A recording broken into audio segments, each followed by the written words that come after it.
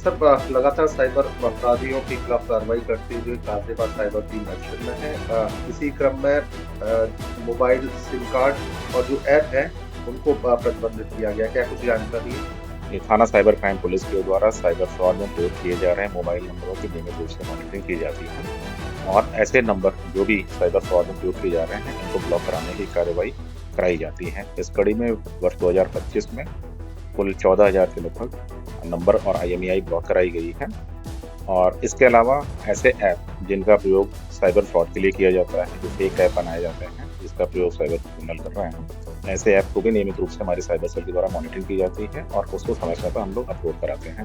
तो लगभग 200 के आसपास हम लोगों द्वारा ऐप अपलोड कराए गए हैं। इसी तरीके से लगभग 23 फर्जी वेबसाइट जिनके माध्यम से साइबर फ्रॉड की घटना की जा रही थी, इनको भी ब्लॉक कराने की कार्रवाई की गई है।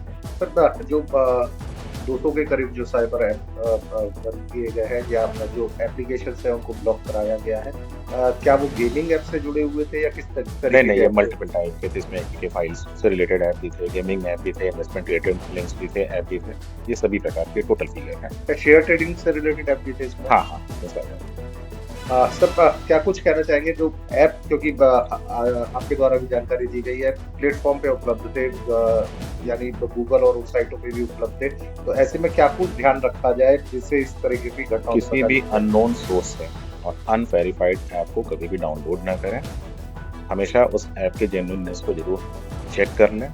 इसके अलावा कहीं पर भी पैसा इन्वेस्टमेंट करने से पहले ऑथराइज्ड प्लेटफॉर्म, चाहे वो शेयर ट्रेडिंग से रिलेटेड हो या इन्वेस्टमेंट का हो, ऑथराइज्ड प्लेटफॉर्म पे ही अपने पैसे का इन्वेस्टमेंट करें। सर एक और बड़ा सवाल कि कितने लगातार की कार्रवाई इसमें देखने को मिली, कितने की रकम 2020 वर्ष में अगर हम बात करें तो ये साइबर अपराधियों द्वारा वसूली गई है और कितने का क्राइम घटना अंजाम दी गई? वर्ष 2025 में लगभग 88 करोड़ के साइबर फ्रॉड की घटनाएं प्रेसिडेंट गाजियाबाद में रिपोर्ट हुई हैं, जिसमें से लगभग 19 करोड़ रुपए हम लोगों के द्वारा रिफंड ऑर्डर कराए जा चुके हैं। इसके अलावा लगभग 25% धनराशि बैंकों में होल्ड भी कराई गई है। माना जाता है कि जो साइबर अपराधी है वो दूर समंदर पार या दूर देशों में बैठ के इस तरह की घटनाओं को अंजाम देते हैं, तो वहां तक पहुंच कैसे बनाई जा रही है?